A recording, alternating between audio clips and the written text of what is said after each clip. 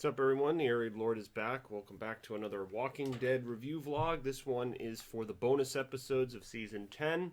This is episode 19, entitled One More.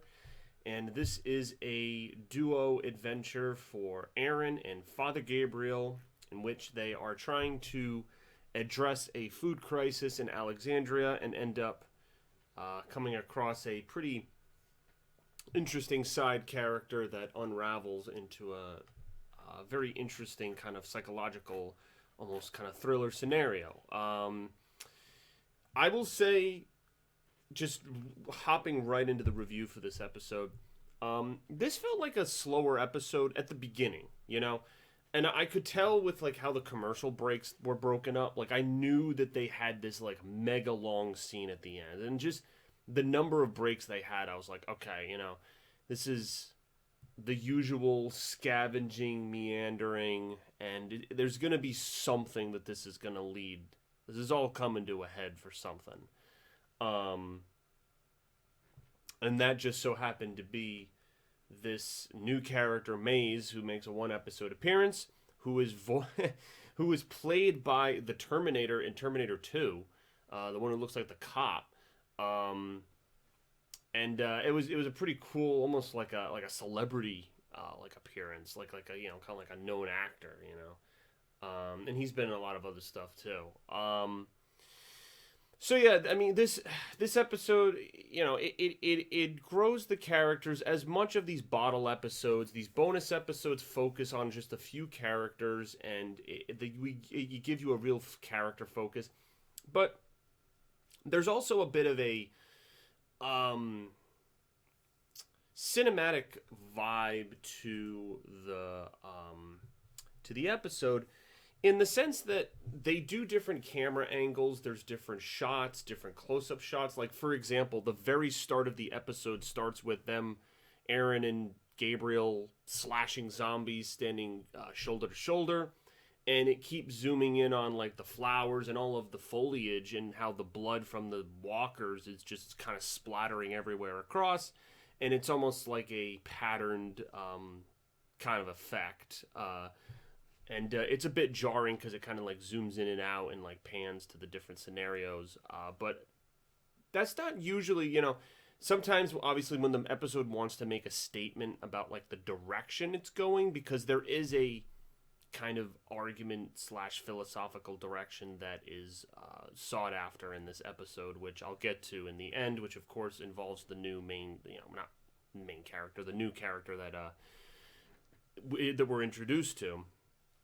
So again, like I said, the episode starts with them just kind of scavenging, and they go through some cars, and there's this one mini mart where Gabriel kind of has this jarring experience where he sees this couple that was looking for help atop a roof, and it's kind of a, you know, grotesque scene because the walkers, the people / walkers have kind of decayed away. It's, you know, because again, you got to remember how many years it's been, and so it's a kind of grim scenario, and so they show you the grim, and I was wondering like what the point of this episode was. Like I was trying to think, because I had seen the preview clip where they bump into this kind of disheveled guy with the AK-47, and I thought that he was going to be a part of the Reapers. Like, if you guys remember that freaking group that we were introduced 2 episodes back with Maggie's introduction, I thought that the Reapers were going to be like this mini conflict for these bonus episodes, but the problem with that, obviously, is that they're focusing on a couple of characters individually, so you don't have time for any build-up or anything for these freaking Reapers. They weren't mentioned in this episode, spoiler alert. They were not. This guy, Maze, was not part of the Reapers. I originally thought he was, and then upon watching the episode and, you know, going through the whole thing, I was like, oh, this doesn't have anything to do with that guy, that sniper that blew himself up in the freaking first bonus episode. So they're looking for food. They have a map. It gets destroyed when Gabriel falls in this mud, and they find this warehouse facility that's not marked on the map, and they go in, and they're just kind of like, they just kind of hang around. Like once they find some supplies, they're shooting the shit. They're playing poker. They're having drinks. Gabriel gives him like a story from his past when he was a pastor, with this other priest and this kid that died of cancer. Like, it's this very... like, when Gabriel was telling this story, I thought he was gonna, like, drop some bombshell info, like, I don't know, that he was maybe like a pedophile priest, or I don't know. That would probably make his character really unlikable if they revealed something like that. But I don't know. I didn't know what direction it was going, because the story just kept going on and on and on. And I guess the point of it was that, like, the priests kind of, like, you know, drank a little bit and broke their holy vow, and it wasn't as, you know, sacred, and, you know, the sanctity of it was tainted a little bit by making that decision. And it's just a lighthearted conversation, but again, like, it wasn't... I didn't see where it was going, because, you know, you had these small little scenes, them scavenging, them hanging around, them getting to know each other, and I was like, what is this leading to? And to be honest, for the first half of the episode, I was pretty tuned out. Like, I wasn't really as invested. I don't know what direction they were going, what the point was. And so then we get introduced to this guy, Maze, we don't know his name originally, and he comes with a freaking AK-47. He's got this giant scar on the side of his face, and he was living in this facility on the top floor and was listening to Aaron and Father Gabriel kind of shooting the shit and joking around. So he beats up and ties Aaron to a chair, and then he's eating a boar right in front of Gabriel, and Gabriel's trying to reason with him, and the guy's just kind of in his own little world. And then we get to the meat of the episode, where he basically plays like a game of Russian roulette with them, and he takes a Magnum and, you know, like a loaded revolver, and tells Gabriel and Aaron to either shoot the other person or to shoot themselves in the head. Now, because there's only one bullet in the chamber, there's a 1 in 6 chance. So, you know, they pull the trigger on themselves multiple times, knowing that, you know, I'm not sure, like, if they know, because he mentions that it makes a different clicking sound when the bullet actually loads into the chamber. So I'm not sure if Gabriel and Aaron were aware of that when they were placing it to their heads and doing this. It's, yeah, like, so he was trying to say that they would turn on each other, because this guy reveals that he was hiding out with his brother and his family, and that his brother tried to steal from him, tried to come after him. And so this guy has felt like absolute betrayal. And there's this conversation that Gabriel has earlier, which is kind of the crux of the episode, like, is evil the norm or the exception to the rule? Like, basically, has the world devolved so much that, like, this evil has permeated and there's no chance of anything coming out of it? Or is there, you know, goodness is what will dominate again, and the you know, this evil savagery is just kind of the leftovers of people who haven't been shown the way? And Gabriel's words, you know, he has different monologues where he's trying to reason with this guy. He's trying to bring out this philosophy and this argument to him. And I liked the back and forth. What I'll say I liked about this episode, I really did like the back and forth of, you know, them playing the game. You know, it almost felt like, there's like some popular torture scenes. Like, it almost felt like something out of an early Saw episode, because it's that psychological horror of clashing philosophies, clashing mentalities. And once it got to that segment of the episode, I was really pulled into it. Like, I was looped in and felt engaged with the whole thing. And I was like, okay, like, now we have something here. You know, this isn't just them meandering, looking for supplies and shooting shit and playing poker. You know, this is actually so I was really... And, you know, I didn't expect them to kill off Aaron or Father Gabriel, but, you know, who knows? I mean, we only got freaking season 11, and that's it on The Walking Dead. Granted, it's, you know, extended 24 episodes or whatever the heck the total is, but, you know, the show's coming to an end. I mean, they could axe people whenever they want at this point, you know? So, Um, so yeah, so it doesn't happen, but basically Gabriel kind of convinces this guy. And again, this might be an argument people could make. Did he convince him? Did he not convince him?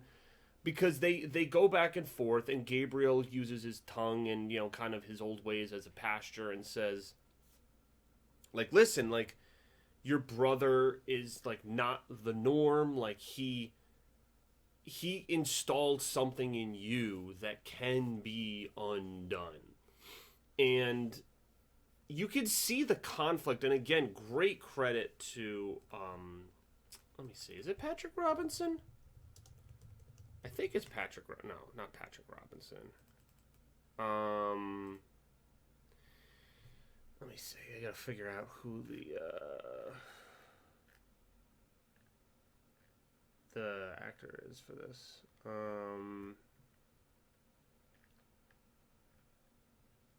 Let me see here.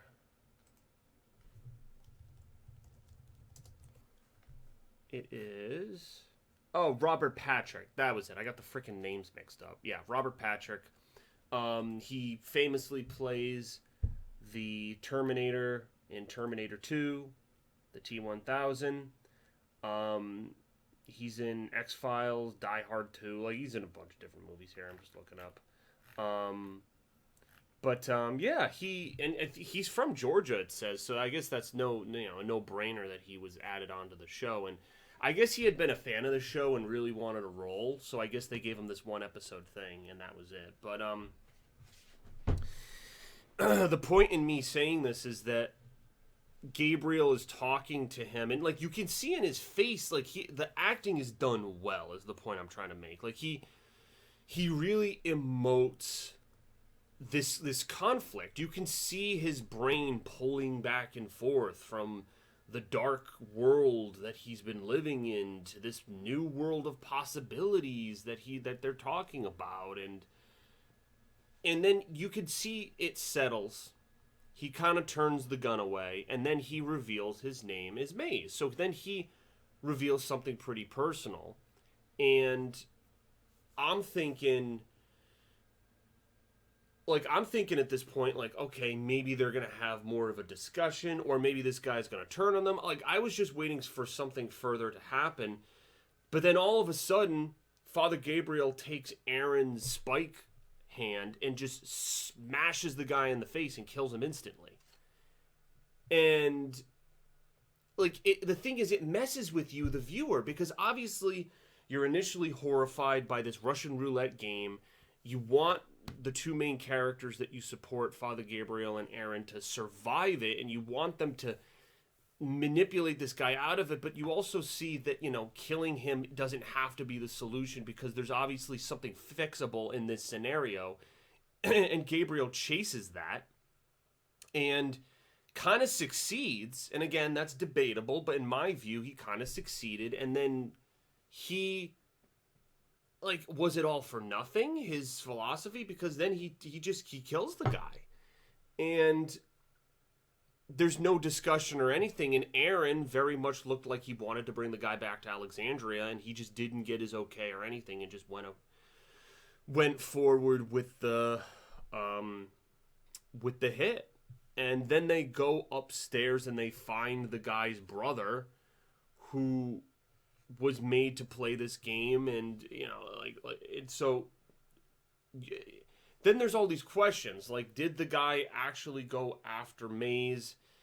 Was he lying? Was Maze always a psychopath, so Gabriel was justified? So, like, I had even more questions. Once they revealed the guy chained to the freaking radiator upstairs, who then freaking Father Gabriel conveniently lets his, the gun in his waistband, obviously to give resolution to the character. Because you could see that instead of putting the gun to his head, he turned it on the other women and, like, killed them, like the family. So Maze had seen his game, the concept of it, fail in terms of people in his own family turning on each other, whereas Father Gabriel and Aaron refused to do that. They put the gun to their own head. They never aimed it at each other. So it was a cool way of having a elevated philosophical conversation about right and wrong, good and evil, philosophies that are carried forth, especially in a zombie apocalypse situation. It was fun. Like, I enjoyed that whole ending aspect, but it took so freaking long to get there. And the only reason I'm going to give the episode a 7.5 is simply because, like, the beginning of the episode was so freaking slow. Like, I just think that they could have involved they could have involved Patrick Robinson's character, or sorry, I keep calling him Patrick Robinson. Holy shit. Robert Patrick. They could have involved his character earlier. Not saying the whole episode had to be that Russian roulette game, but you could have picked up the pace in the beginning, and it was just a lot of...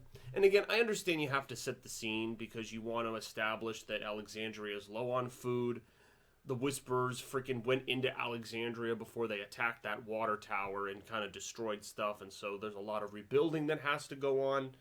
So, yeah, listen, like, I get it. You have to establish where we're at, but I just felt that took so long, and you could have complemented the other half, which is the strongest part of this episode. You could have complemented that better with a stronger intro. So...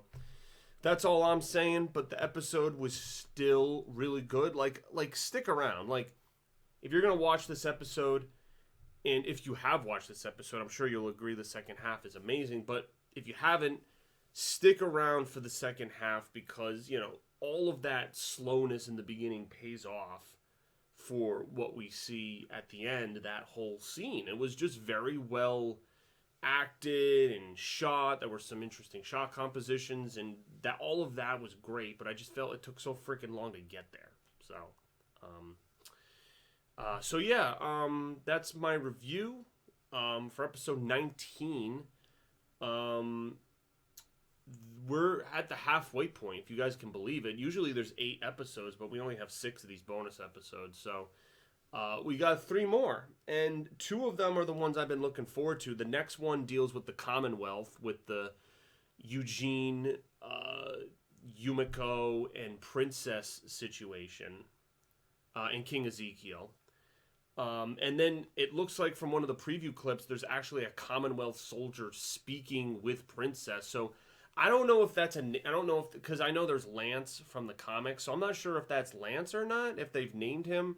We'll have to see. I'm definitely going to give, some way detailed thoughts about that because I'm not sure. Because I have a feeling they're not going to go too deep into the Commonwealth. They might tease some stuff, but I feel like this is going to be more of Princess's backstory episode. Like, that's what it seems to be framed as, like, who she was, what her name was, like just going into her character and exploring that, because going into season 11, she's a newer character, and this is an opportunity to get to know her on a greater scale, and that'll help as we move into season 11 for sure.